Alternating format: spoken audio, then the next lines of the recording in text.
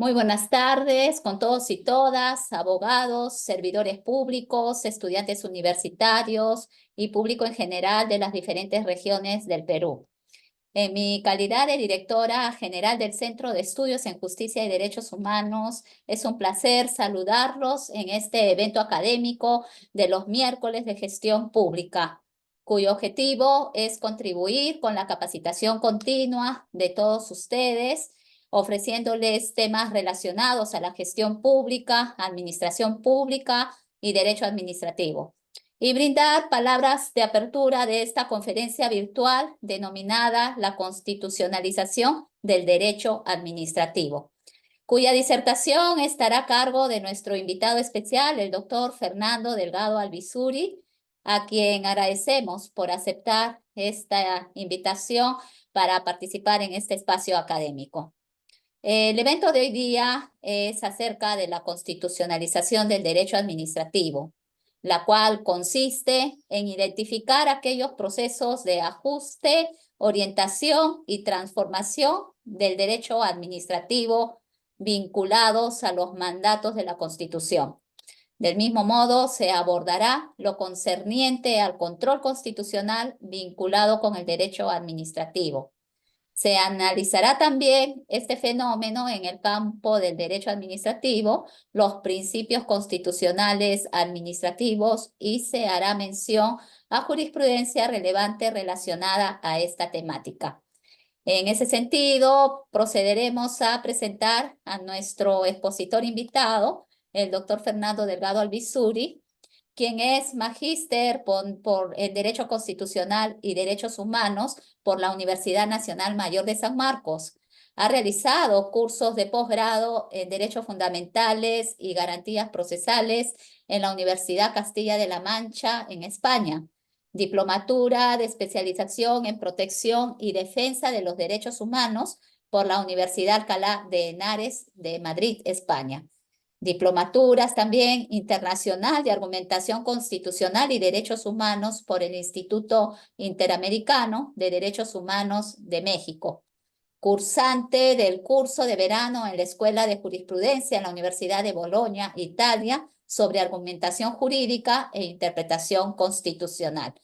Asimismo, el doctor Delgado se ha desempeñado en diferentes cargos públicos, como por ejemplo, asesor jurisdiccional especializado del Tribunal Constitucional, asesor en temas constitucionales de la alta dirección del despacho del Ministerio de Justicia, comisionado de la Defensoría del Pueblo, jefe de la Oficina de Derechos Humanos de la Defensoría de la Policía del Ministerio del Interior, secretario técnico del Consejo Nacional de Derechos Humanos, docente de la Academia de la Magistratura, Universidad Nacional Mayor de San Marcos, Universidad César Vallejo y San Juan Bautista. Asimismo, también fue miembro de la Comisión Consultiva de la Comisión de Constitución del Congreso de la República.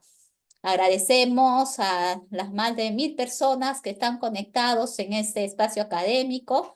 Sin mayor preámbulo, sean bienvenidos. Antes que nada, de darle el pase al doctor Delgado, también quiero recordarles que no es necesario que se registren en este espacio y que los que permanecen toda la conferencia se les hará llegar sus certificados de participación a sus correos electrónicos que utilizaron para inscribirse en este evento. En tal sentido, pues bienvenidos y que disfruten de este espacio académico. Muchas gracias. Adelante, doctor. Gracias, muy buenas tardes con todos. Muy buenas tardes, doctora Ana Martínez, directora del Centro de Estudios de Derechos Humanos y de Justicia. Para mí no solamente es un honor, sino un placer estar con ustedes en esta tarde, en estos miércoles de gestión pública, actividades que con éxito asegurado viene realizando el Ministerio de Justicia con la finalidad de, como usted bien ha dicho, ¿no? Democratizar el conocimiento, coadyuvar a la consolidación de los valores constitucionales, a consolidar también el elemento de la ciudadanía en la población en general. Y bueno, el día de hoy vamos a abordar un tema sumamente amplio, amplio no solamente en doctrina, amplio en jurisprudencia, en casuística, y que definitivamente considero que es fundamental abordar este tema dentro del marco de la gestión pública y en general de un proceso, yo diría un proceso, tendencia que se ha iniciado ya hace algunos años en nuestro país, yo diría con más énfasis a partir del año 2002 en adelante, coincidentemente con la presencia de nuestro Tribunal Constitucional, el cual entra en funciones el año 96. Nos referimos a esta fenómeno, tendencia o proceso que se conoce como la constitucionalización del derecho en general, ¿no? En tal sentido, yo quiero, en esta primera parte, porque tengo a lo mucho una hora y un poco más, hablar un poco acerca de eso, porque el tema pareciera un poco rimbombante, constitucionalización del derecho. ¿Qué es lo que significa? ¿No? ¿Dónde está escrito? ¿Dónde está contenido? ¿Dónde comienza? ¿Cuáles son sus características? Yo diría que en principio es un proceso irreversible, progresivo, general, altamente invasivo y hasta cierto punto contaminante, en el buen sentido de la palabra, en términos positivos, del ordenamiento jurídico en un país, como consecuencia de entender a la Constitución no solamente como la norma de carácter general, como la norma suprema en el ordenamiento jurídico de un país, sino entender la Constitución como la manifestación de un conjunto de principios y valores superiores, más que un conjunto de reglas. En este caso, la constitución política del Estado, dentro de sus postulados, contenidos, valores, derechos y libertades, se viene rematerializando en todos los ámbitos de la ciencia jurídica, sin excepción. El profesor Paolo Comanducci decía de que este fenómeno es un fenómeno altamente invasivo, en el cual todos los ámbitos del derecho se impregnan para convertirlo en más maleable, en un derecho más dúctil, más previsible. Y algunos consideran, desde distintas posiciones jurídicas, que eso es una suerte de redefinición de las fuentes del derecho. Entonces, dicho esto, un poco para aclarar este primer concepto que me parece básico, el abordaje en el sentido de qué significa la constitucionalización del derecho y en expresa mención del derecho administrativo, debo señalar que esto se origina por un artículo del profesor Ricardo Guastini, el año de 1988, profesor de la Universidad de Florencia, que en un artículo titulado La constitucionalización del derecho en Italia, él hablaba acerca de 7 características de cuándo estamos, de cuándo un país está atravesando este proceso, o cuándo podemos identificar que un país está en pleno proceso de asimilación o de consolidación de un Estado constitucionalizado. Obviamente no voy a desarrollar las 7, voy a desarrollar las más importantes, las que se atienen, las que están directamente vinculadas a la sesión del día de hoy, y señalar de que el mismo profesor Guastini y la teoría constitucional moderna nos habla, pues, de que no necesariamente tendrían que estar los 7, ¿no? Es un proceso, yo diría, germinal, es un proceso que puede estar en un proceso, digamos, en pleno proceso de consolidación o en una etapa avanzada. Pero lo importante son estas características que me parece que identifican claramente esta relación entre constitución política del Estado y derecho administrativo. Una primera que tiene que ver con el principio, la primera característica que tiene que ver con la rigidez constitucional. Significa esto que existe en una carta política, en este estadio de un proceso de constitucionalización, procedimientos privativos, procedimientos especiales, procedimientos político-constitucionales para hacer la reforma de la Constitución y no someterlo a un procedimiento ciertamente ordinario. Esa es la primera característica, la cual el país yo creo que está claramente vinculado con ella.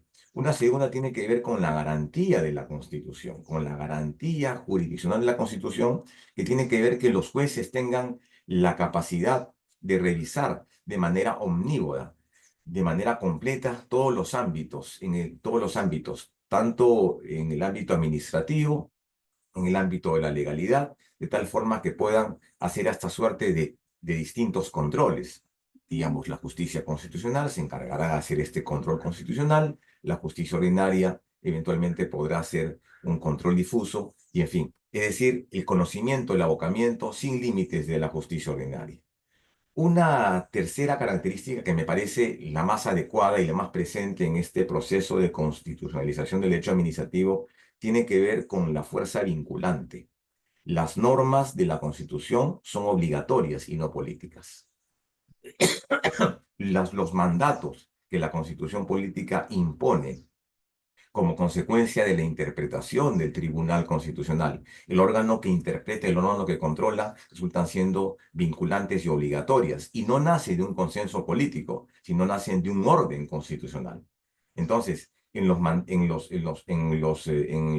derecho administrativo encontramos efectivamente esto, un tribunal constitucional que emite mandatos, que emite decisiones que afectan, digamos, elementos de gestión pública, elementos de políticas públicas. Ciertamente, y en los últimos años hemos asistido a un tribunal constitucional que viene también haciendo una suerte de gestión pública, asumiendo roles en el ámbito de la administración, cuando, por ejemplo, desarrolla las llamadas, las sentencias al interior de una decisión que se llama el estado de cosas constitucionales. Un tribunal constitucional que coordina, que implementa, que dispone y principalmente que evalúa y que colabora con el diseño de políticas públicas en todos los ámbitos cuando hay violaciones de derechos, y estas violaciones comienzan a ser patrones colectivos en vulneración de derechos fundamentales. Doctor, disculpe que le interrumpa, pero no, no estamos viendo sus diapositivas. Ya, Si así, tendría, por favor, compártalo. Muchas gracias. cómo no. Lo que pasa es que estaba haciendo una especie de Introducción. Ok, introducción gracias. para compartir eso. Perfecto, ahí está el material que teníamos para compartir con ustedes. Vamos a ver si podemos. ¿Se ve bien ahí? Sí, Sí, doctor, está perfecto. Muchas gracias. Bien. Pero póngale la puedo parte ampliarlo. de ampliar el PPT Ah, en la parte de abajo, a en ver, la parte inferior. a ver un segundito. Lo que pasa, a ver un segundo, perdón, un segundo, vamos a Ya, dejar. a ver, no, se dejó de compartir. Sí, ahora sí, ya está. Ya, perfecto. Eh, no se visualiza todavía. Ya no, a ver, ahí está, listo. A ver, un ratito. Eh, está igual, doctor. Ya, perfecto. Ya, lo que pasa es que tengo esa barra que me está acompañando en la parte inferior de la pantalla. Ya, doctor, entonces lo dejamos así, no hay problema. Muchas Entonces, gracias. ¿cómo no? Entonces les decía que habían esas características, ¿no? Que nos hacían ver de que estamos frente, pues, a un proceso de constitucionalización del derecho administrativo. La siguiente que me parece más que importante, ¿no? Una sobreinterpretación de la Constitución. Y eso significa extraer normas constitucionales de las normas implícitas. A partir de la lectura, de la interpretación de la Carta Política, encontramos, pues, de que es posible extraer estas normas constitucionales, extraer normas implícitas de normas constitucionales. Y esto lo vamos a ver cuando veamos la casuística en distintos ámbitos, efectivamente, del derecho administrativo. Y, por último, encontramos una interpretación conforme a la Constitución. El conjunto de ordenamiento tiene que ser sometido a la validez de la Constitución como norma jurídica. Nos referimos básicamente al hecho de que todo el ordenamiento de un país tiene que estar declarado, tiene que estar debidamente concordado, aunado a la constitución política del Estado. Por eso se habla de este principio de la rigidez, principio de la supralegalidad que establece el marco de la Constitución. Debemos entender que cuando hablamos de la constitucionalización del derecho administrativo, estamos hablando básicamente de que la Carta Política tiene como norma fundamental todos los programas en el sector público. Tiene un programa de derecho laboral, tiene un programa de gestión pública, tiene un programa de política criminal y penitenciaria y, cómo no, efectivamente un mandato de derecho administrativo que está contemplado, considero, un artículo muy importante, el artículo 43 de la Constitución Política del Estado, cuando dice que el Estado peruano es un Estado republicano, es un Estado centralizado, basado en la separación de poderes, un Estado solidario y un Estado principalmente descentralizado. Ahí encontramos básicamente una de las más importantes razones por las cuales el concepto del derecho administrativo debe ser sometido básicamente al modelo, al control constitucional. En un modelo, en un Estado de derecho constitucional, ninguna área ciertamente está exenta de este control, de este tipo de argumentación. Por cuanto el concepto que teníamos anteriormente, que la ley era el único parámetro de validez, ese concepto ya es un concepto superado. El día de hoy podemos hablar que la Constitución es el parámetro de validez de todo el conjunto, de toda la sociedad en su conjunto, incluyendo el ámbito administrativo. Y partamos de un artículo importante, que es este artículo 1, ¿no? Que reconoce básicamente a la persona humana y su dignidad como elementos fundamentales del Estado. Sí, perfecto, pero en ese etos del Estado, encontramos de manera instrumental el concepto de la administración pública. Por lo tanto, existe un pleno nivel de vinculación, ya no del Estado únicamente, el Estado como ficción, el Estado como nación jurídicamente organizada, sino el Estado, digamos, en representación de la administración pública, entendida como un conjunto de principios que regulan esta actividad administrativa. Perfecto. Y entonces, dentro de esa lógica de este artículo 1 que debemos partir para entender esta constitucionalización del derecho administrativo, entendemos pues que ninguna área está libre y exenta de control. Y entonces, si el tema administrativo, la gestión pública y el derecho administrativo en general en su conjunto está en la Constitución, el Tribunal Constitucional tiene entonces la labor de interpretarla y de establecer sus contenidos. Como todas las materias jurídicas, el derecho administrativo no es la excepción y representa ciertamente un programa en la Constitución. Bien, entonces el otro concepto es que hay que entender esto como que esta interpretación de la Constitución tiende a concretizar aquello, digamos, que es parte del derecho administrativo. Temas que tienen que ver, por ejemplo, con el debido procedimiento administrativo, que tienen que ver con el control difuso, que tienen que ver, por ejemplo, con el empleo público, que tienen que ver con la gestión, que tienen que ver principalmente con la concretización de una serie de principios, yo diría, en orden jurídico natural, en orden jurídico general, pero que tienen que ser sometidos a esta validación de la Constitución en virtud de que representan estos valores superiores. Entonces, esta interpretación de la norma administrativa debe ser entendida como una suerte de concretización que nos lleva a compatibilizar esos principios en el marco de lo que la Constitución establece. Y acá tenemos tres importantísimos sobre los cuales gira un poco este fenómeno de la constitucionalización del derecho administrativo.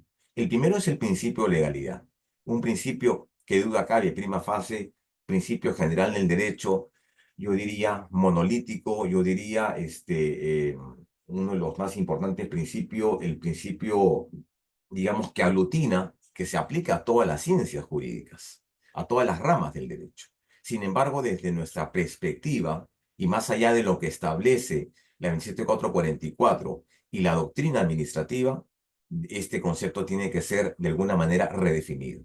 El concepto de legalidad es válido en el sentido, ya no en el cumplimiento de los requisitos o la capacidad reglada de los agentes. A nuestro modo de ver y desde nuestra particular visión y desde una óptica constitucional, el principio de legalidad solamente puede concebirse en tanto y en cuanto sea compatible con valores superiores. Es decir, hay una redefinición, una lectura distinta del concepto del principio de legalidad. Lo mismo ocurre con el hecho de la ponderación. La ponderación como una herramienta de resolución de conflictos conjuntamente con la proporcionalidad, con la razonabilidad y demás que forman parte de este lenguaje denso, bastante completo y meteórico en materia constitucional, también, digamos, es usado en el ámbito administrativo. En la 27444 lo encontramos, la ponderación, la proporcionalidad, la razonabilidad cuando tienen que resolverse sanciones o que tienen que aplicarse estas restricciones cuando se hace efectiva la capacidad de sanción. la obligación de reducir la discrecionalidad de la actividad administrativa. Nos ha obligado que el tribunal tenga que, digamos, implementar estos llamados test de razonabilidad, ¿de acuerdo? Obviamente para hacer efectivo el control constitucional en el ámbito de las relaciones administrativas. El otro elemento que yo digo acá importante es esta condición de las sentencias constitucionales que tienen una condición de vinculante y obligatorio. Me refiero a dos tipos. Las sentencias en general, ¿de acuerdo? Estas sentencias que emite el Tribunal Constitucional, ¿no? Y que muchas de ellas, en los ámbitos de su competencia, imponen una serie de conductas a la administración pública, pero también tenemos los denominados precedentes vinculantes.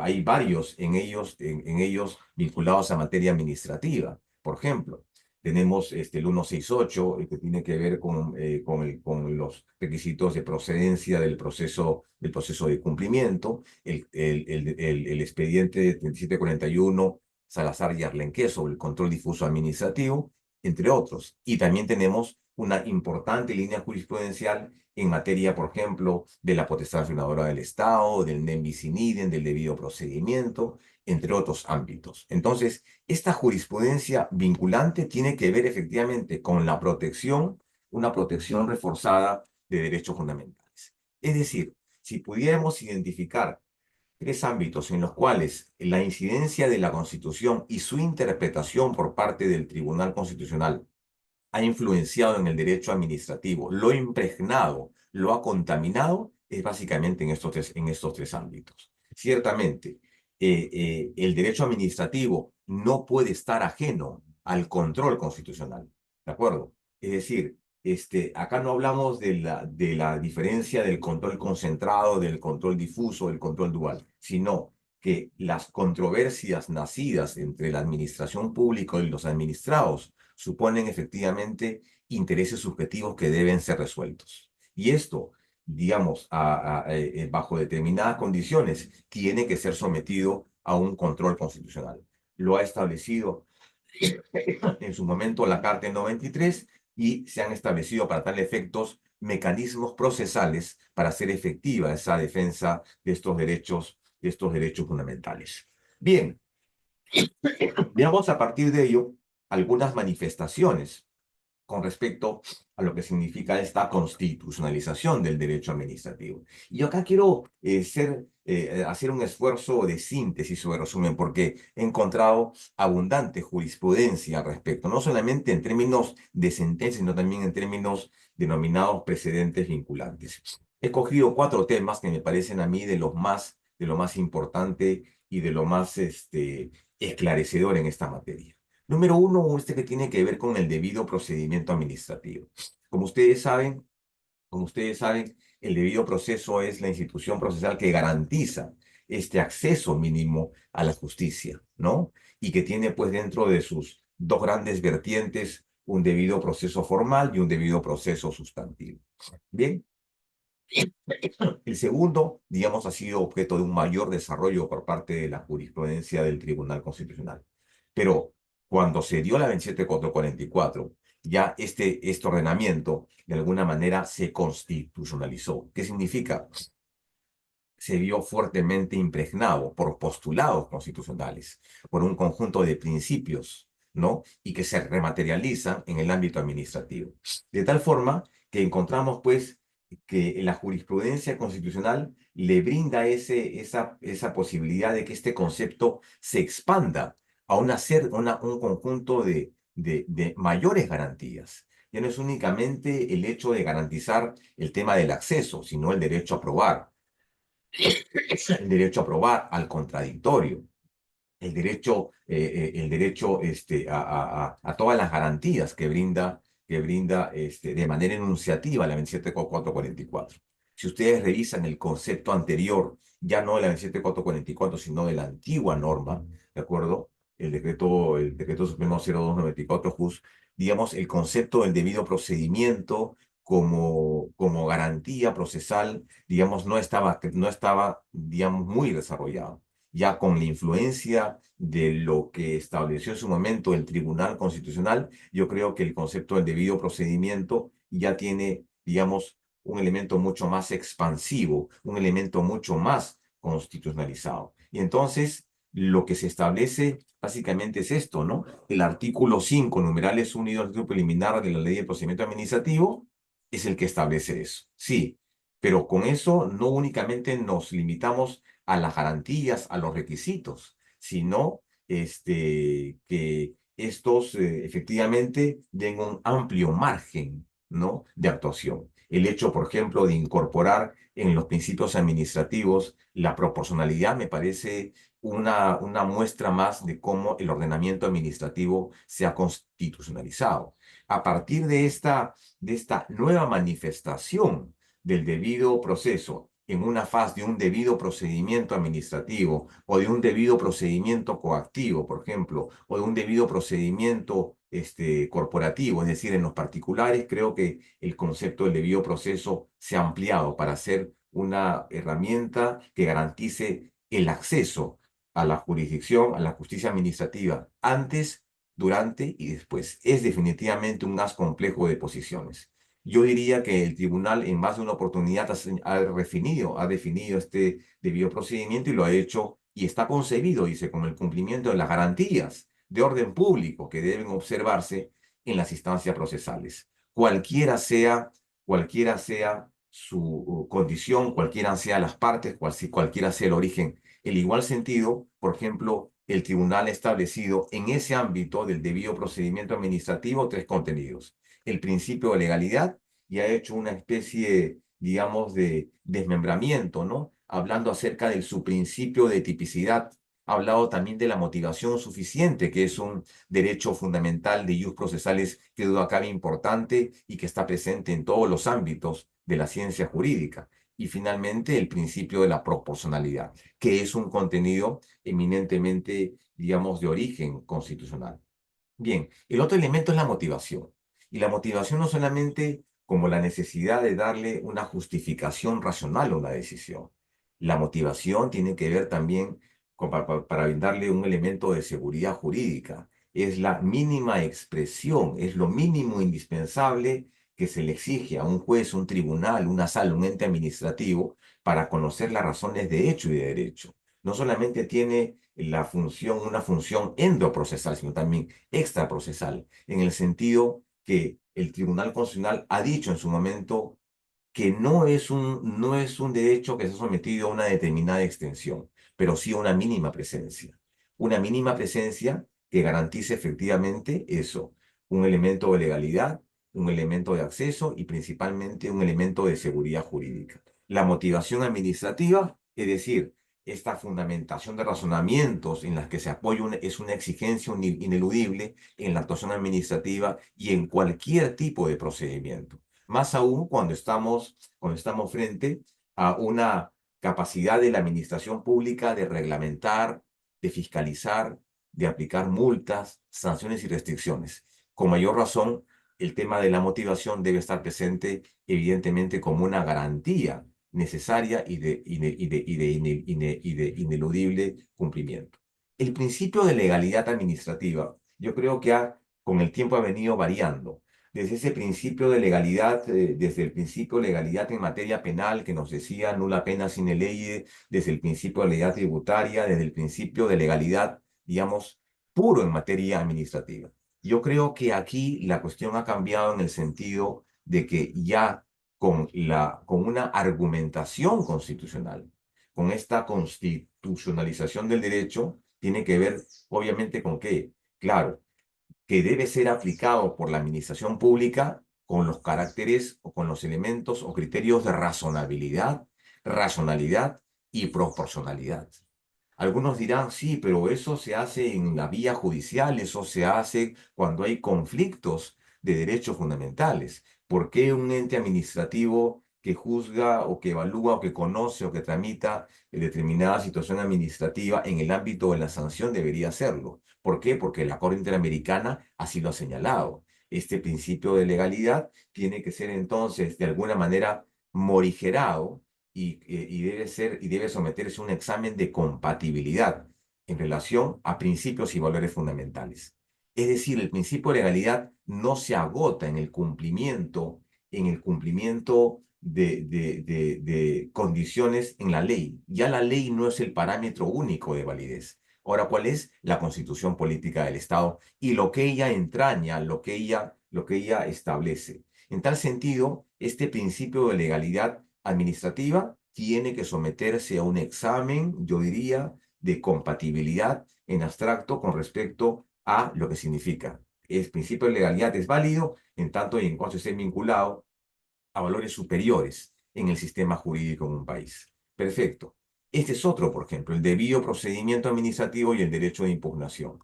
Acá nos referimos básicamente al inciso 3 del artículo 139, ¿no? Cualquier órgano del Estado que ejerza funciones de carácter materialmente jurisdiccional, el cual tiene la obligación de adoptar resoluciones y garantías agregadas al debido proceso, en términos del artículo 8 de la Convención Americana. Acá encontramos un concepto del Tribunal Constitucional ciertamente vinculado a este corpus juris de la convencionalidad. La Corte Interamericana y las sentencias de la Corte Interamericana son claras también en reconocer este carácter ampliatorio del debido procedimiento, no únicamente una relación en la cual simplemente estamos juez y, digamos, las partes procesales, sino los administrados en su conjunto. Acá tenemos otro, por ejemplo, la garantía de la motivación en el acto administrativo sancionador. Debe contener, obviamente, una adecuada motivación.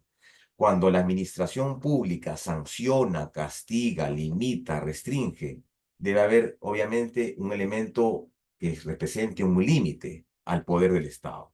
La capacidad de sanción expresada en esta potestad disciplinaria o en esta capacidad sancionatoria del Estado, en el fondo, ¿qué cosa es? Es la capacidad de infringir un daño al administrado por el incumplimiento de un deber.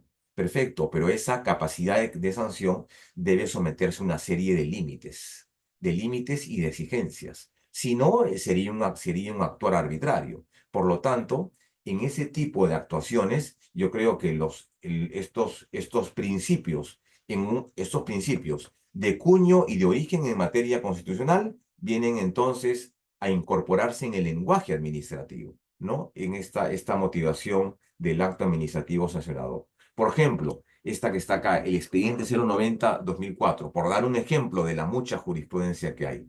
La motivación debe otorgar la seguridad jurídica al administrado y permitir al revisor apreciar la certeza jurídica a la autoridad. Acá nos habla de estas llamadas citas legales abiertas, que también viene siendo un peligro en la administración pública cuando ella principalmente castiga, restringe, limita o en todo caso hace efectivo el ius puniendi, esta capacidad de castigo o esta capacidad de sanción.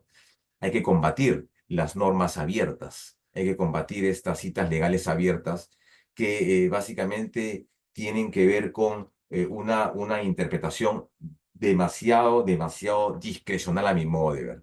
¿Y cómo se combate eso? Se combate efectivamente con una serie de principios, el principio de taxatividad, el principio de tipicidad y el principio de legalidad, entre otros. Es decir, resolviendo y aplicando en el caso en concreto algunos criterios en base a la jurisprudencia constitucional. Perfecto. En esa misma sentencia, el Tribunal Constitucional dijo el deber de motivar las decisiones administrativas alcanza especial relevancia cuando en las mismas se contienen sanciones. Obviamente, es necesario en este caso una motivación de carácter, yo diría, hasta reforzada. Una motivación de carácter reforzada, una motivación, yo diría, mucho más densa que en otros casos. Lo mismo que ocurre, obviamente, en materia penal. Acá tenemos otro, vean ustedes, principio de legalidad y el subprincipio de taxatividad, ¿no? El artículo 2 del artículo 24 literal de la Constitución dice, ¿no? Nadie será procesado ni condenado por acto o omisión que al tiempo de cometerse no esté previamente calificada en la ley de manera expresa o inequívoca. Algunos dirán que son argumentos de orden penal. Sí, pues, pero obviamente, si estamos hablando de orden penal, hay también un contenido sancionador por parte de la administración pública. Y en ese ámbito yo creo que ha habido los más importantes aportes de la jurisprudencia constitucional, efectivamente en eso, en el ámbito de sanción, en el ámbito del proceso disciplinario, ¿no? Y en ese ámbito, este concepto es importante porque dice, claro, debe ser una ley de manera expresa equívoca, es decir, lex certa, lex scripta y ley existente. los tres criterios que se han establecido al respecto en la materia. Este que está acá, por ejemplo, su principio de tipicidad o de taxatividad, una de las manifestaciones o concreciones del principio de legalidad respecto a los límites que imponen es que éstas estén redactadas con un nivel de precisión suficiente, es decir, la necesaria comprensión para que el individuo, en virtud de este principio de prevención general, tome perfecta conciencia de que determinada conducta o actuación tiene un contenido efectivamente ilícito, tiene un contenido obviamente punible. ¿De acuerdo? Y eso lo encontramos ¿en dónde? En la jurisprudencia, en la jurisprudencia constitucional. Eso no está en la 27444.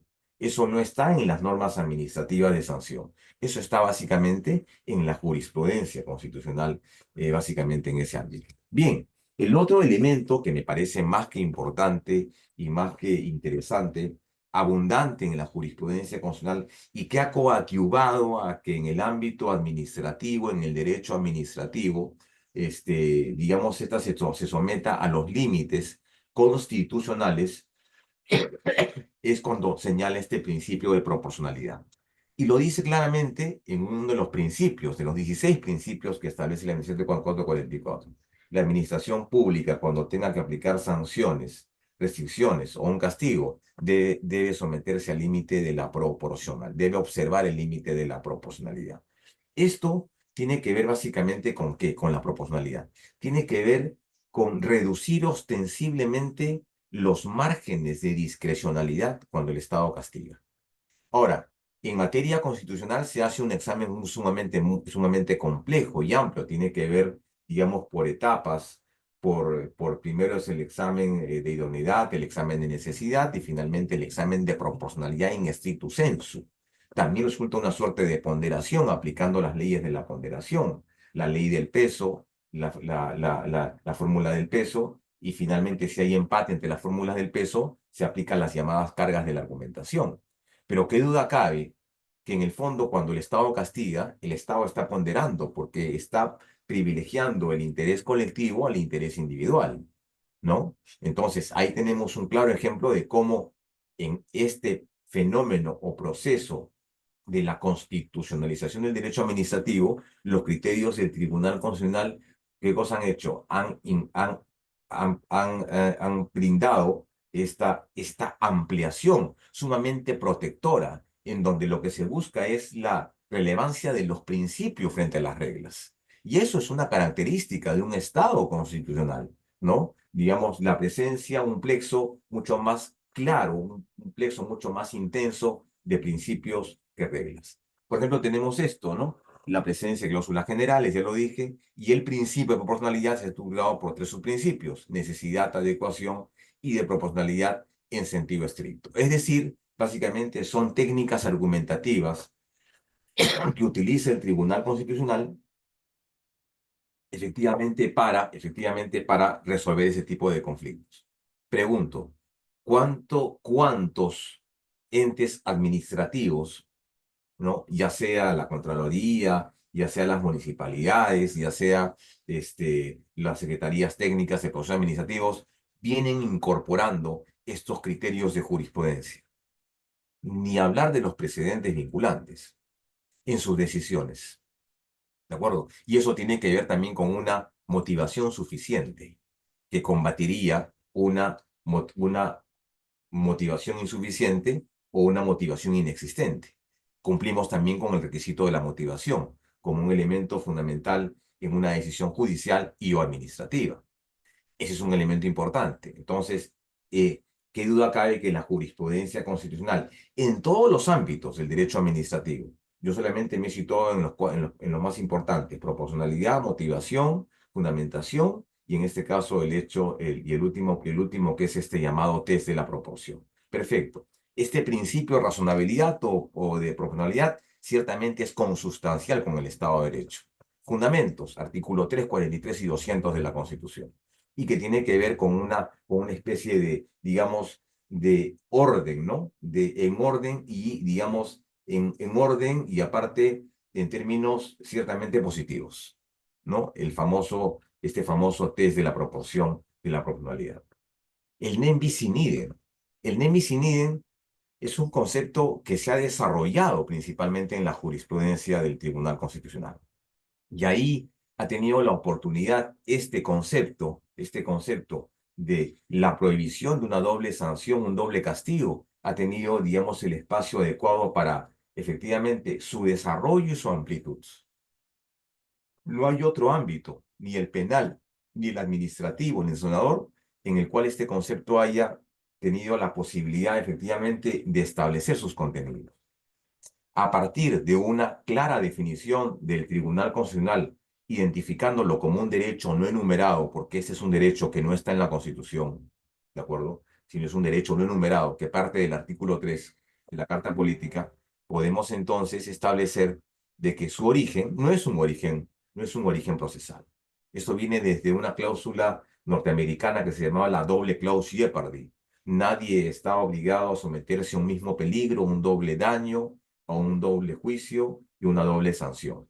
Efectivamente, pero ya en su momento la 27444 lo incorpora, pero lo incorpora desde dos dimensiones, una dimensión de castigo y una dimensión de sanción, pero como consecuencia de que el Tribunal Constitucional en su momento ya había establecido esta doble dimensión, una faz material y una faz formal. ¿Qué nos dice? Artículo 230 de la LPGA, la Ley del Procedimiento Administrativo en General. Ha incorporado en su legislación el principio de nem bis in idem. Pero esto es un tema claro de desarrollo de la jurisprudencia constitucional, no del ámbito administrativo. ¿Y qué nos dice? No se podrá imponer sucesiva o simultáneamente una pena o una sanción. Y ahí involucra dos ámbitos. Pena en el ámbito de la justicia penal y sanción en el ámbito administrativo. Por el mismo hecho en los casos en que se aprecie identidad de sujeto y fundamento. Perfecto. Y eso se lo vincula, obviamente, con el inciso 2, artículo 199 de la Constitución Política del Estado.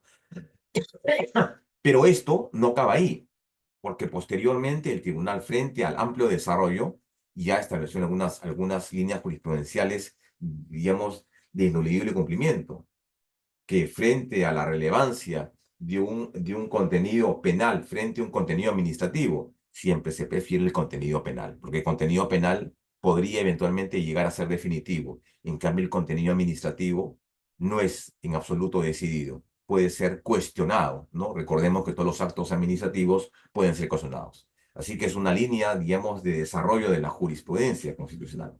Entonces, sobre eso, sobre esta doble sanción o este doble castigo, ámbito penal, doble sanción, ámbito administrativo.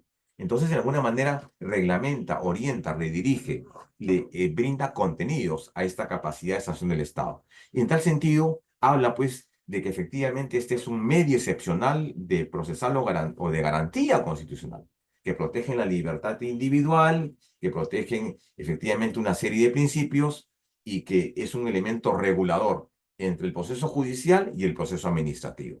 Obviamente, pero que hasta hace mucho tiempo no estaba regulado o estaba deficientemente establecido en las normas administrativas. De tal forma que el Tribunal Constitucional dice un poco para aclarar las cosas, señor, son dos conceptos totalmente distintos. Por un lado, el nem bis in idem desde la fase material sustantiva, que nadie puede ser castigado dos veces por un mismo hecho, y expresa la imposibilidad de que recaigan dos sanciones sobre un mismo hecho, un mismo sujeto, una misma infracción. Perfecto. Es en el ámbito administrativo. Y en el ámbito penal, en el ámbito que tiene que ver con esto, el nem bis in idem en su dimensión formal o procesal. Nadie puede ser juzgado dos veces por los mismos hechos. Es decir, que un mismo hecho no puede ser objeto de dos procesos distintos. Efectivamente, es decir, la doble sanción en un proceso penal. ¿De acuerdo? Ese es un concepto claramente de jurisprudencia constitucional. Ahora, ¿cómo se ha resuelto esto? El caso que ha resuelto esto ha sido el caso Víctor Hugo Pachamamani, que dijo, perfecto, señor, o sea, existen dos posiciones. La primera nos dice, perfecto, nadie puede ser castigado o sancionado dos veces por un mismo hecho. Perfecto. Pero también es cierto de que las sanciones corresponden a distintos órdenes jurídicos. Hay una sanción administrativa, hay una sanción penal, hay una sanción funcional y hay sanciones de otra índole. Perfecto. Pero entonces uno no puede invocar y decir, señor, como usted ya me sancionó una primera vez, no puede sancionarme una segunda vez. Eso no es posible. El expediente de Víctor Hugo Pachamamani fue muy claro, ¿no? Lo que se resuelve en el ámbito administrativo es independiente del resultado penal que pudiera ser sometido un efectivo policial, en ese caso está un policía, y que tienen distintas finalidades. Y que tienen distintas finalidades. Por tanto, ahí encontramos un importante desarrollo que trata de ordenar el concepto del nem bis in idem al interior de procesos administrativos disciplinarios que tenemos básicamente en todo el ámbito público. No hay ningún ámbito público que no tenga una capacidad de sanción. No hay un ámbito público que no implemente un procedimiento disciplinario para determinar responsabilidades administrativas o funcionales. Por lo tanto, este es un concepto sumamente importante, una vertiente ya, digamos, yo no diría embrionaria ni germinal, yo diría un proceso ya consolidado de jurisprudencia que aporta y que clarifica el tema del concepto del derecho administrativo. Y finalmente, quiero quedarme con este, que es el más, yo diría que el más discutible, ¿no? El control difuso administrativo. El control difuso administrativo, ¿no? Lo recordamos en nuestras primeros años de universidad, cuando hablábamos del control difuso administrativo, el famoso caso Marbury versus Mason, el juez Marshall, ¿no? Y que se crea este Judicial Review, efectivamente. Pero acá el criterio, yo creo que ha habido un criterio muy importante y que parte de la lectura de dos sentencias. La sentencia Hernando Salazar Yarlequé, la 3741 del año 2005, y la otra es la sentencia Consorcio Requena S.A. Pero entre ambas dista 10 años, 2004 y la otra se dio el 2016. Bueno, reconoce básicamente una discusión entre dos artículos, ¿no? El artículo 51 y el artículo 38 de la Carta Política. Que es una lectura muy simple. El juez está en la obligación de preferir la norma constitucional o una norma de menor jerarquía. Y así, digamos, en decalaje. Eso es lo que plantea. ¿De acuerdo? Una suerte de prelación, una suerte de preferencia, una lógica de preferencia con respecto a normas que pueden estar en conflicto. Pero obviamente debemos preferir la norma constitucional. Perfecto. ¿Y esto qué significaba? Que entonces que este control difuso, históricamente hablando, se traslada al ámbito administrativo. Y este significa que entonces que los tribunales administrativos puedan entonces inaplicar o hacer un control en específico declarando la inconstitucionalidad y no la inaplicabilidad por parte de un tribunal administrativo. Una cosa que me parece realmente peligrosa. Bien, entonces lo que ocurre es que en un primer momento el propio Tribunal Constitucional dijo en esta sentencia, Hernando Salazar Yarlenque, que lo elevó a rango de un precedente vinculante, dijo lo siguiente: ¿quiénes hacen el control concentrado? El Tribunal Constitucional, mandato de la Constitución. ¿Y quién hace el control difuso? El Poder Judicial. Pero el Tribunal Constitucional también puede realizar el control difuso.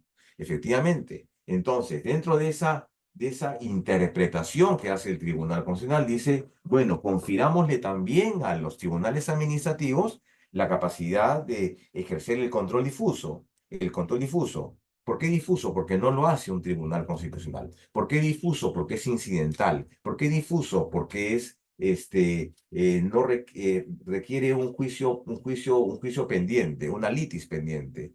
¿Por qué difuso? Porque declara la inaplicación y no la derogación, como si lo hubiera causado en un proceso, en un proceso sometido a un control concentrado. Efectivamente, entonces le da esa posibilidad a los tribunales administrativos para que puedan hacer control difuso.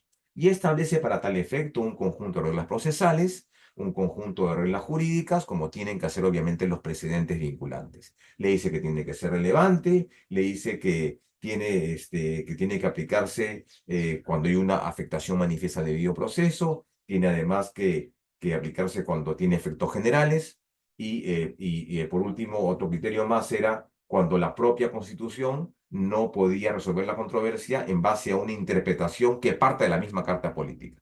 Cosa que no estamos muy de acuerdo porque la Constitución no establece un método interpretativo para sí mismo, ¿sí? Entonces, ese fue el criterio: autorizar o habilitar a los tribunales administrativos a hacer el control difuso, más allá de lo que hacía el Poder Judicial. Pues perfecto, esto funcionó desde el año 2005 hasta el 2016, fecha en que aparece esta sentencia del consorcio Requena S.A., que fue la primera vez, como dato adicional, que un precedente se deroga por otro precedente, criterio que ya ha asumido el Código Procesal en la actualidad. ¿Y qué dice el consorcio Requena? Dice, no, bueno, el tribunal de alguna manera corrige esta posición que consideramos adecuada, corrige esta posición y dice, no, efectivamente, el control difuso administrativo solamente estaba destinado, digamos, para el Poder Judicial y para el Tribunal Constitucional. Sin embargo, nada dice la Constitución que el control difuso podrían hacer los tribunales administrativos. Por lo tanto, yo cambio mi posición y entonces a partir de la fecha, digamos, le resto la posibilidad a tribunales administrativos conforme la 27444, es decir, no fue una decisión temeraria, sino simplemente tribunales conforme a la 27444 en el sentido de autorizarles que hagan efectivo este control difuso administrativo. Bueno, y el hecho es que el día de hoy ya no ejercen este control difuso administrativo. Bueno, pero eso tuvo que pasar básicamente ¿cuánto tiempo? Casi 10 años. Casi 10 años para que efectivamente haya una corrección al respecto. Y a mí me parece importante esta decisión porque ciertamente el hecho de darle a los tribunales administrativos este control, ya no de constitucionalidad, que nunca lo han tenido, pero sí este control que regula la actividad de interés general ejercida por autoridades públicas, ¿no? Me parece que es interesante y aparte en el sentido de que debería obviamente normarse. Debido procedimiento administrativo, nem bis in idem, proporcionalidad, el hecho del principio de taxatividad, entre otros. Hemos dado cuenta de 6 contenidos desarrollados a partir de la jurisprudencia, a partir de un caso en concreto, a partir, vale decir, de un proceso de amparo, ¿no? O un proceso de cumplimiento, como a partir de esa línea de desarrollo de la jurisprudencia constitucional, es que el derecho administrativo en su conjunto ya sea, digamos, no es que diga, no sería correcto de mi parte decir se ha reencausado, ¿no? Pero sí ha habido una parte que ha, digamos, presentado el mayor nivel de resistencia a estos cambios ha sido el derecho administrativo. En términos, en derecho, en ámbitos comparados, en el ámbito laboral, en el ámbito pensionario, en materia municipal, inclusive en materia penal, que era la materia más afín al derecho constitucional, digamos, esos cambios han sido mucho más dóciles. En cambio, en materia del derecho administrativo, yo creo que ha sido un poco más difícil. ¿Por qué razón? Básicamente entiendo porque, claro, la administración pública ciertamente ha sido un elemento inherente al Estado. Y entonces el concepto del Estado los últimos años ha estado entre el vaivén de un derecho administrativo, digamos, estatizado a un derecho administrativo con una órbita neoliberal. Puede ser. Puede ser también que la propia regulación, que me parece excelente, la 27444, ya, digamos, ha tenido un éxito importante.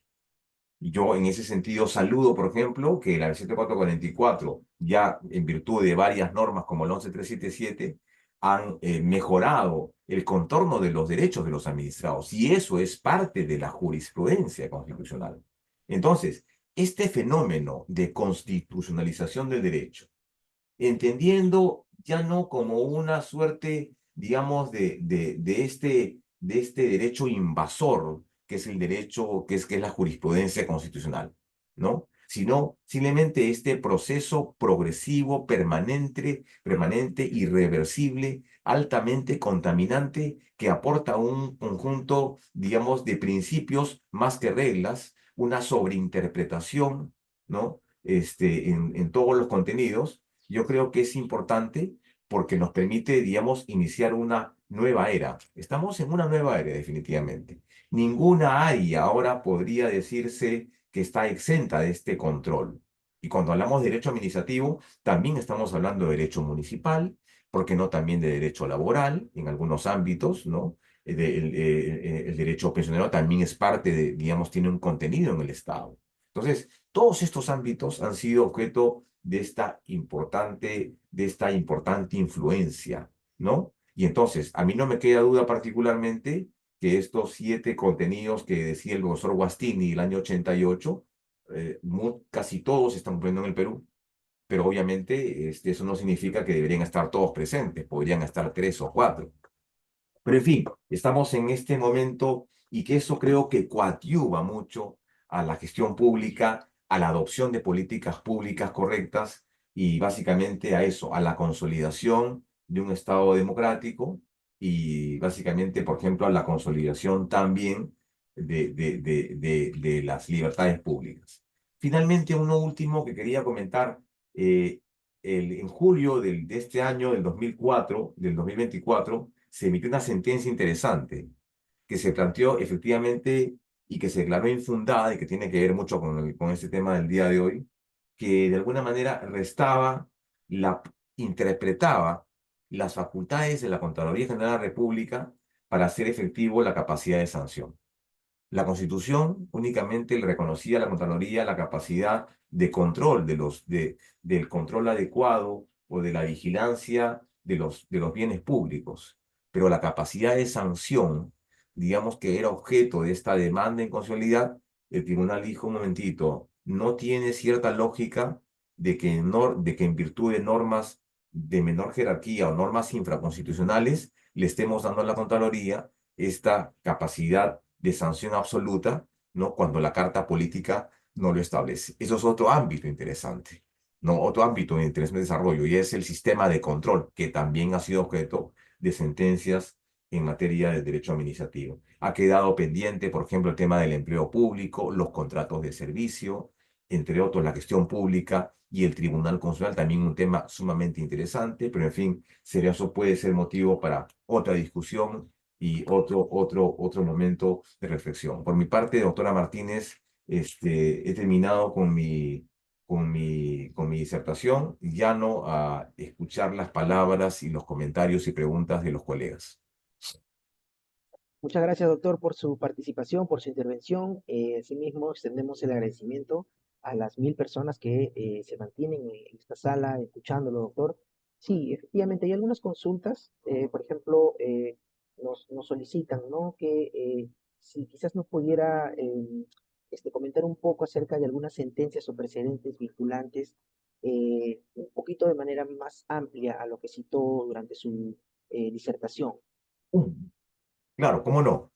Hay tres básicamente, bueno, una es en el ámbito laboral, que también tiene que ver obviamente con el ámbito administrativo, que yo siempre la recomiendo de lectura obligatoria, que es la sentencia 2026, pero Bailón Flores, ¿no? Que establece las causales de improcedencia en el planteamiento de los despidos, ¿no? En tal sentido, esa sentencia precedente vinculante fija las reglas en el ámbito del derecho laboral público, privado, individual, colectivo, y cuándo procedería un despido en materia del amparo. En tal sentido, esta sentencia dice: solamente se puede proceder en vía del amparo un despido nulo, incluso fraudulento. Esa es una. La otra, importantísima en esta materia, es la sentencia Hernando Salazar Yarlenque, la 3741-2004 PATC, la que establece que los tribunales administrativos están facultados a partir de esa fecha para ejercer el control difuso administrativo. Claro, pero solamente aquellos tribunales administrativos, puede faltar agregar, que tengan alcance nacional, es decir, los que en su momento podían conocer los recursos de revisión. ¿De acuerdo? Pero lo da dentro de un contexto extraño, ¿no? Porque lo da como consecuencia de un pedido de ese ciudadano que va a las municipalidades de Surquillo para plantear un pedido, y la mesa de partes le dice: señor, usted no ha completado el monto de la tasa.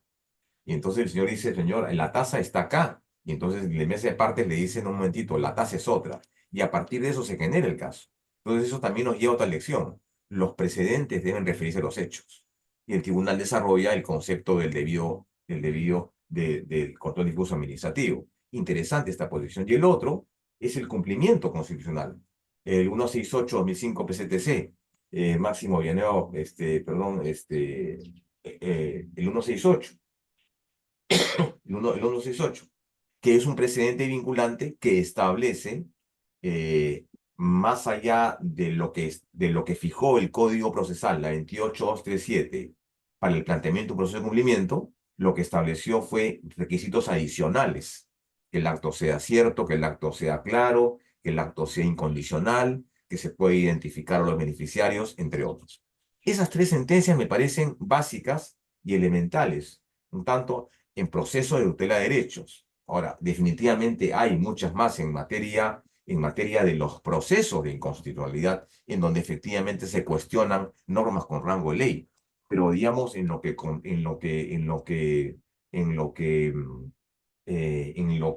digamos, se refiere al derecho administrativo, a estos ámbitos que hemos dado. Otro caso, por ejemplo, es el caso, si mal no recuerdo, el caso, por ejemplo, en el que tiene que ver con Nembi Siniden, el caso Israel Ramos Colque, que tiene que ver con el Nembi Siniden, por ejemplo, ¿no? En el que se establecen los criterios, la configuración constitucional del criterio del tribunal en materia del Nembi Siniden, y se hace esa vertiente, la vertiente formal y la vertiente procesal en el ámbito de la Policía Nacional del Perú, ¿no? Y bueno, las innumerables sentencias en el ámbito de procesos de municipalidades, contra ministerios y demás, que son los famosos procesos, los amparos contra actos de la administración pública, que ahí encontramos básicamente todo el desarrollo del derecho administrativo en general y en su conjunto. Gracias, doctor. Otra consulta que nos realizan es, a ver, ¿existe contenido constitucional relacionado al eximente de responsabilidad administrativa por subsanación voluntaria antes de la notificación de imputación de cargos? ¿Cree usted que esto podría asociarse al principio de proporcionalidad? No, yo creo que ahí no hay un contenido protegido. O sea, hasta donde yo tengo entendido, ese ámbito no sea, ese ámbito en específico por no, falta de notificación y que esto, digamos, exima responsabilidad, hasta donde yo tengo entendido, no se ha desarrollado. Es decir, no ha habido la determinación del Tribunal Constitucional en un caso en concreto que determine este contenido protegido. No, esta labor de concretización es una labor que hace el tribunal en algunos derechos, no en todos. Pero obviamente, el derecho de notificación, la notificación que da cuenta de los contenidos de las resoluciones y actos administrativos a las partes en cualquier proceso, tiene que ver tiene que ver con el derecho de defensa, ¿no? Claro, el derecho de defensa, el derecho a impugnar, entre otros. Entonces, obviamente podemos vincular esto, el tema de la falta de notificación o las deficiencias de notificación, en el caso vinculado al derecho de defensa, número uno, y el derecho de defensa, y el otro sería pues el derecho a acceso, ¿no? Si no me notifican, ¿cómo voy a tener acceso a una instancia? ¿No? Básicamente es eso. Pero que yo recuerde, no. En todo caso, le recomendaría que lea el artículo 11 del Código Procesal Constitucional, el actual, ¿no? Y el anterior también, que hablaba, que no decía mucho sobre el tema de notificación. O sea, no hay muchos temas en el ámbito de notificación. La notificación en este caso solamente se refiere a dos tipos, los plazos de notificación y con respecto al tema de casillas, nada más, ¿no? En todo caso, la norma administrativa, la 744, tiene un capítulo en específico con respecto a eso. De acuerdo, doctor. Bueno, otra consulta que nos hacen es, estimado doctor, lo felicito por su disertación. ¿Es posible impugnar los actos de administración en lo relacionado a rotación de personal eh, que no están debidamente motivados, como por ejemplo memorándums? Efectivamente, los actos administrativos son objeto de impugnación, ¿de acuerdo? Los actos administrativos. Hasta hace algunos años, cuando se hablaba de esos actos administrativos y sus distintas variaciones, como es el acto de administración, es decir, este acto voluntario, organizativo, este acto de decisión de orden interno, ¿no? En un momento estaba exceptuado del control constitucional. Ojo, estaba en un momento, digamos, exceptuado. Decían, no, son ámbitos internos de la administración, y por tanto no están sometidos a este control. Particularmente yo siempre he considerado que que todos los ámbitos de la administración pública son sometidos a control, ya sea impugnación, ya sea un control constitucional. Sin embargo, también es cierto de que estos ámbitos de la administración, estos actos de administración, digamos, pueden ser, digamos, decisiones debidamente fundamentadas o motivadas, ¿no? Por ejemplo, yo cambio el horario de atención de una entidad y digo, a partir de, por ejemplo, del día de mañana, yo advierto que la mayor cantidad de personas va al Ministerio de Justicia en la mañana. Entonces, en la tarde ya no, en la tarde que no se dé atención. ¿De acuerdo? Ese es un acto de administración. Entonces, yo digo esto, pero lo digo con sustento, con fundamento, ¿sí? Y me parece hasta cierto punto razonable. Con esta cuestión del teletrabajo, hay mucha gente que trabaja un día a la semana y dice, bueno, es un acto de administración. La jefa de personal dice, perfecto, los trabajadores trabajarán una semana, irán a despachar una semana ese día sus expedientes o sus casos o sus gestiones. Perfecto. Pero cuando hay una decisión desproporcional, irrazonable, ahí sí considero, y ahí sí considero que es posible la habilitación de un amparo, por ejemplo. Porque esta decisión no es ni razonable, ni coherente, ni proporcional. ¿De acuerdo? Número uno. Y número dos, el tema de la motivación lo dije hace un rato. En nuestro sistema jurídico la motivación no requiere extensión. Pero, pero, yo soy de los que piensan de que el hecho de que el acto no sea último o definitivo, o que ponga fin a la instancia, deba ser susceptible a ser cuestionado. Considero que todo acto puede ser cuestionado, si falta la motivación. Para que entienda mejor, por ejemplo, algunos dirán, el código dice, ¿no? El habeas corpus solamente procede con actos firmes, dice, últimos. Perfecto. Entonces yo tendré que esperar que me apliquen una sentencia. Pero un momentito, si por ejemplo yo quiero cuestionar un auto de patrón de instrucción, que el juez me dirá, señor, este acto no es firme, no es último, no es definitivo. Sí, pero no está motivado, pues. Y si no está motivado, ahí está la irregularidad. Entonces, hasta ahí va el control constitucional. Entonces, en un acto de administración que sea desproporcionado, irrazonable, sin fundamento, sí se puede plantear. Considero que sí. Gracias, doctor. Otra consulta que nos realizan es, ¿en qué medida las autoridades administrativas están obligadas a interpretar las normas que aplican a cada caso en concreto? ¿Cómo compatibilizar el principio de legalidad con la no vulneración de otros principios derivados de la propia Constitución? A ver, un momentito. Lo que pasa es que el principio de legalidad, el principio de legalidad no solamente vincula al concepto de la ley, ¿no? Sino hasta el principio de legalidad en la 2744, repito, no solamente vincula a la ley, sino principalmente a la Constitución. ¿De acuerdo? En ese sentido, yo diría, claro, este principio de legalidad no solamente es la ley, es la Constitución. Hay un artículo en el Código Procesal Constitucional que dice, todos los entes de la misión pública están en la obligación de observar los precedentes, de aplicarlos y están en la obligación de interpretarlos. Dice jueces, pero claro, extensivamente podemos también entender la misión pública, porque dice el Estado. Los entes del Estado están en la obligación de seguir los mandatos constitucionales, aplicar la jurisprudencia, aplicar los precedentes, ¿no? Aplicar la doctrina jurisprudencial. Pero también dice más adelante las fuentes del derecho. Y en las fuentes del derecho, las fuentes, no las fuentes directas primarias, pero sí las fuentes secundarias, ¿está qué cosa? Los precedentes y las sentencias.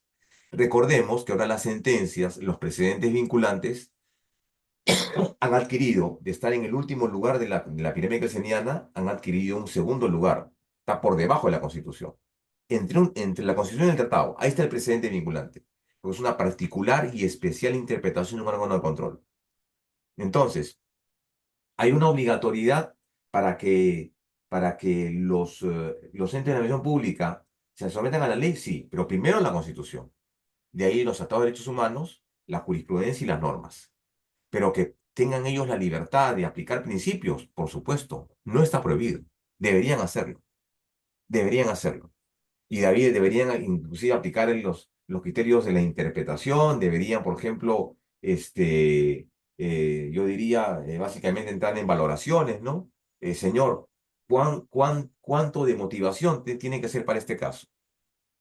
Recordemos que que la motivación dice motivación interna, externa, suficiente, necesaria y congruente. ¿Cuánto más tengo que motivar? Motiva tu decisión de sanción.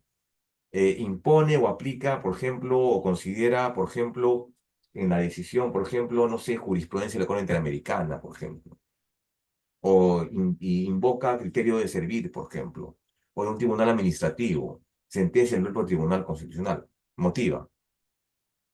Nada excluye de que un funcionario público pueda aplicar principios de jurisprudencia constitucional.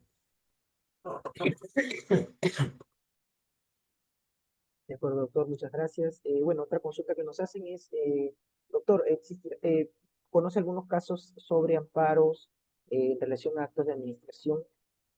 ¿Podría compartirnos algunos o señalarnos algunos? De actos de administración había pocos. Yo estoy seguro que hay. Eso sí estoy seguro que hay. No tengo el dato exacto, o sea, me refiero al número en cuestión, pero sí hay. Nuevamente repito, los actos de administración son actos de voluntad fundamentados en optimizar el desarrollo de una entidad. Son actos internos, ¿no? Mientras que los actos administrativos son esto, la manifestación de voluntad de un sujeto con la finalidad de modificar, extinguir relaciones jurídicas relevantes en materia administrativa. Una terminación es otro, un acto de decisión, un acto de organización.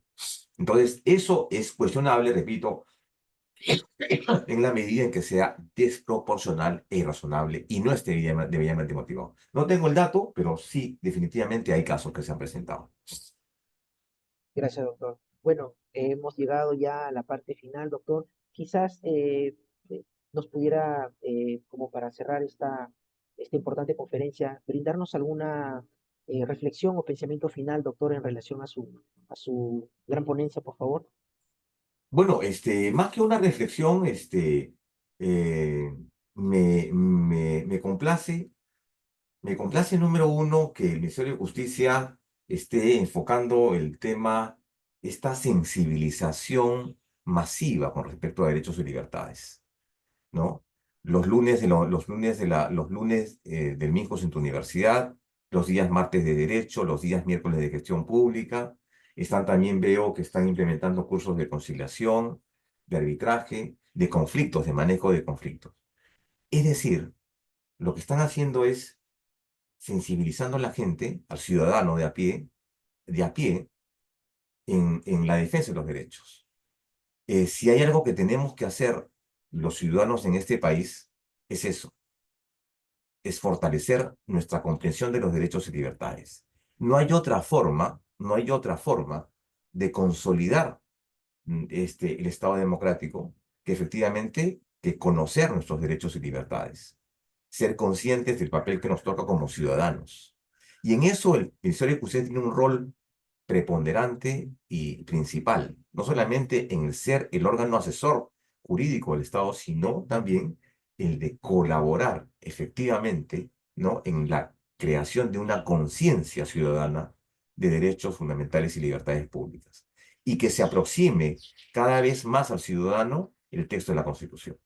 Esa es una reflexión final a modo de agradecimiento y a modo de comentario hacia ustedes. Agradecerles infinitamente la invitación, sumamente complacido que nos acompañen, como tú dices, bien, Jimmy, como 1000 personas, la verdad, en un horario un poquito complicado, 3 de la tarde, 4:30 de la tarde, pero obviamente nos complace y nos honra la invitación. Muy gustoso y agradecido por la invitación. Muchas Gracias. gracias, doctor. Bueno, en esa línea hemos llegado a la parte final. Agradecerle a todos ustedes, a usted también, doctor, por aceptar la invitación y a las 1000 personas que se mantienen en esta sala. Y bueno, esperar que puedan también participar en la siguiente sesión de los miércoles de gestión pública. Muchas gracias y que tengan buenas tardes.